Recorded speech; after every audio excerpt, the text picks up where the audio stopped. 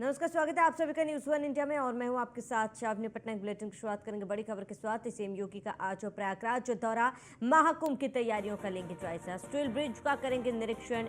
4 घंटे प्रयागराज में रहेंगे सीएम योगी, अधिकारियों के साथ करेंगे बैठक। ये बड़ी खबर आपको इस वक्त की बता रहे हैं, जहां अधिकारियों के साथ बैठक करेंगे, महाकुंभ की तैयारियों का जायजा लेंगे। बड़ी खबर, अहम जानकारी आपको बता दें, स्टील ब्रिज का करेंगे निरीक्षण। इस वक्त की बड़ी खबर आपको बता दें, 4 घंटे प्रयागराज में रहेंगे सीएम योगी आदित्यनाथ। ये बड़ी खबर, अहम जानकारी आपको बता रहे हैं, जहां अधिकारियों के साथ बैठक करेंगे और सीएम योगी का आज प्रयागराज दौरा।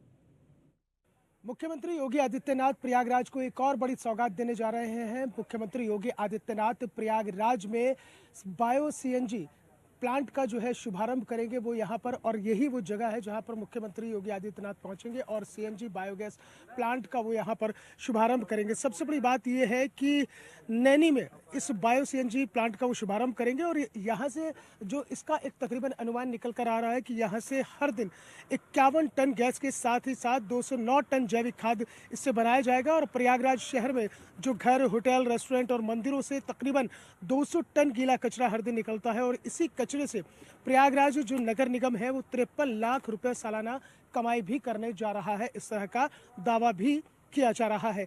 यानी कि जिस तरह से हम देखते हैं कि सब्जी, फल, फूल या झूठन को कभी यूं ही फेंक दिया जाता है, तो उसी से रोजाना अब तकरीबन 21,500 किलो बायोगैस सीएनजी और 209 टन जैविक खाद बनेगी। इस प्लांट की कुल क्षमता 343 टन प्रतिदिन उत्पादन की होगी, जिससे हर दिन प्लांट से 21 टन बायोगैस से सीएनजी के साथ साथ 109 टन ठोस जैविक खाद और 100 टन तरल जैविक खाद बनेगी। इसके पहले चरण में 200 टन क्षमता के नगरीय कचरे से बायो सीएनजी बनाने का काम पूरा हो चुका है और जो बाकी 143 टन धान के पुआल और गोबर से गैस बनाने का काम प्रगति पर है। और सबसे बड़ी बात यह है कि पीपी मॉडल से इस बायो सीएनजी गैस प्लांट का संचालन होगा। इसके लिए जो है प्रयागराज नगर निगम ने तकरीबन 12 एकड़ जमीन पर नैनी के जहांगीराबाद में अरेल घाट के पास ये जमीन है और प्लांट का संचालन एक ever enviro resource management private limited के द्वारा किया जाएगा। नगर निगम और कंपनी के बीच में 25 साल का इसको लेकर अनुबंध हुआ है। इसके साथ ही साथ कंपनी प्लांट का संचालन नगर निगम को सौंपेगा और उसके बाद में इस प्लांट के संचालन के लिए करीब 1250 यूनिट बिजली की हर दिन खपत भी हो सकती है। और सबसे बड़ी बात यह है कि इसको लेकर पर्यावरण का भी खास ख्याल रखा जाएगा और इस सीएनजी बायोगैस प्लांट से हर घरों में तकरीबन 45,000 घरों में ईंधन की सुविधा होगी और 35,000 जो कारें हैं जो सीएनजी से संचालित होती हैं उसके ईंधन की भी व्यवस्था होगी। तो कुल मिलाकर महाकुंभ जो 2025 है उसी की श्रृंखला में जिस तरह से विकास की नई गाथाओं को उत्तर प्रदेश लिख रहा है, उसमें जो है अब ये बायो सीएनजी गैस प्लांट भी एक बहुत बड़ी सौगात मुख्यमंत्री योगी आदित्यनाथ देने जा रहे हैं। वीडियो जर्नलिस्ट अनिकेत और अपने सहयोगी पवन पटेल के साथ Mohsin Khan, news one India, Prayagraj. तो बड़ी खबर आपको बता दें, जहां स्टील ब्रिज का करेंगे निरीक्षण, 4 घंटे प्रयागराज में रहेंगे मुख्यमंत्री योगी आदित्यनाथ। ये बड़ी खबर आपको बता रहे हैं, जहां अधिकारियों के साथ बैठक करेंगे सीएम और कुंभ की तैयारियों का लिया जाएगा जायजा। अधिक जानकारी के लिए संवाददाता मोहसिन खान हमारे साथ जुड़ चुके हैं। मोहसिन, मुख्यमंत्री योगी आदित्यनाथ आज प्रयागराज आ रहे हैं, क्या कुछ तैयारियां फिलहाल वहां पर आप देख पा रहे हैं? देखिए श्रावणी, मैं आपको बता दूं कि महाकुंभ 2025 को लेकर मुख्यमंत्री योगी आदित्यनाथ लगातार प्रयागराज का दौरा कर रहे हैं और आज ये उनका प्रयागराज में 5वां दौरा है और यहाँ पर जो है सभी तैयारियां पूरी कर ली गई हैं।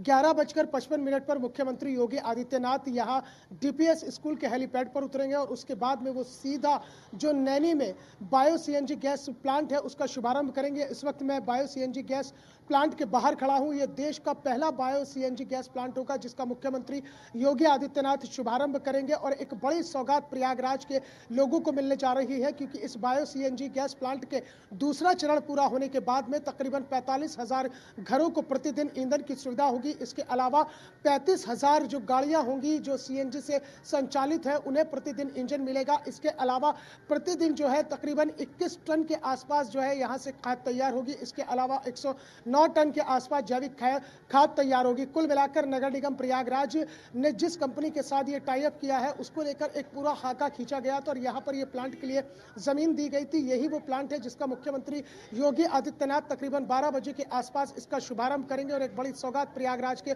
लोगों के लिए होगी, क्योंकि सबसे बड़ी बात यह है कि इससे जो है जिस तरह से जो वेस्टेज होती है, चाहे वो फल फूल हो, सब्जियां हो या फिर जो गीला कचरा होता है जिसे अमूमन फेंक दिया जाता है, उसको लेकर नगर निगम प्रयागराज ने एक प्लान तैयार किया है जिसके तहत अब वो जितना भी सारा कचरा होगा उसको सबको कलेक्ट किया जाएगा और कलेक्ट करने के बाद 53 लाख रुपए सालाना का इस पे जो है एक अनुमान लगाया गया है। तो कुल मिलाकर जो है मुख्यमंत्री योगी आदित्यनाथ यहाँ सबसे पहले बायो सीएनजी गैस प्लांट का शुभारंभ करने के बाद सीधा वो जो है कहीं विभिन्न स्थलों का निरीक्षण भी कर सकते हैं, इस तरह की संभावना है, लेकिन उस तरह का कोई अभी आधिकारिक पुष्टि नहीं है। लेकिन वो एक दो जगह में जा सकते हैं और वहाँ की व्यवस्थाओं को देख सकते हैं। उसके बाद वो ICCC में तकरीबन 2.5 घंटे तक अधिकारियों के साथ बैठक करेंगे, जिसमें पुलिस प्रशासन और उसके साथ ही साथ जो मेला से जुड़े हुए लोग हैं, जो महाकुंभ से जुड़े हुए अधिकारी हैं, उनके साथ वो बैठक करेंगे। बैठक करने के बाद वहाँ से सीधा फाफामऊ पहुँचेंगे। फाफामऊ में स्टील ब्रिज है, स्टील ब्रिज का वो निरीक्षण करेंगे, क्योंकि स्टील ब्रिज को भी यहाँ पर तैयार किया गया। आप देख सकते हैं गाड़ियों का जो काफिला है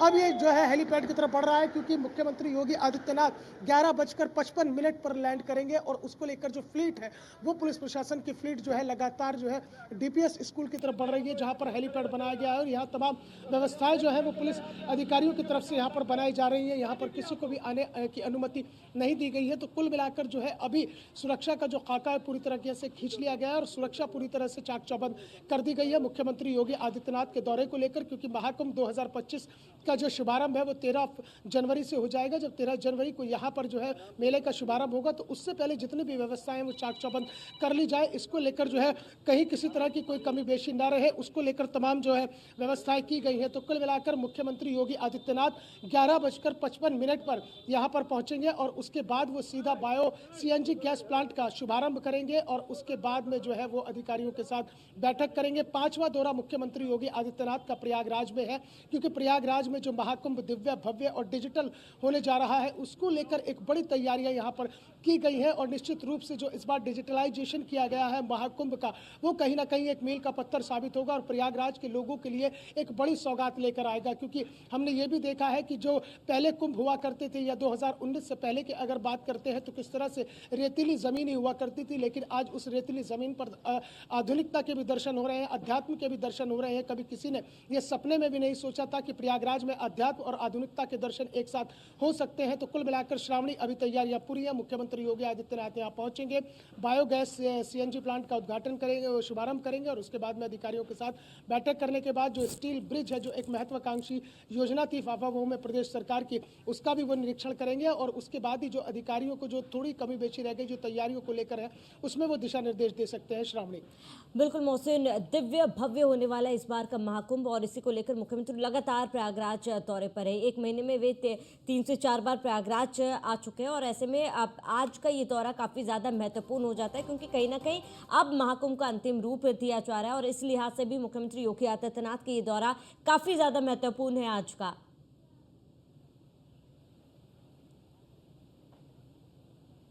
देखिए, बिल्कुल जाहिर तौर पर श्रावणी की जो मुख्यमंत्री योगी आदित्यनाथ का दौरा है वो अपने आप में बड़ा महत्वपूर्ण हो जाता है। वो इस लिहाज से भी क्योंकि पिछले अगर 1 महीने की बात करते हैं तो मुख्यमंत्री का तकरीबन 3 से 4 बार यहाँ पर दौरा कर चुके हैं, 5वां ये उनका दौरा है। यानी कि कोई भी कमी बेशी नहीं छोड़ना चाहता है यहाँ का जो प्रशासन है और प्रयागराज प्रशासन ने जिस तरह से तैयारियों को अंतिम रूप दिया है वो निश्चित रूप से जो मुख्यमंत्री योगी आदित्यनाथ की आकांक्षाएं हैं, जो उनकी उम्मीदें हैं, उन उम्मीदों पर खरा उतरने की पूरी कोशिश है। और यही वजह है कि इस बार जो है AI का भी इस्तेमाल किया जा रहा है, क्योंकि अक्सर ये कहा जाता था कि, और इस तरह की कहावतें भी चलती हैं कि जब कुंभ में कोई बिछड़ जाता है तो कुंभ का बिछड़ा जो है 12 साल में ही मिलता है।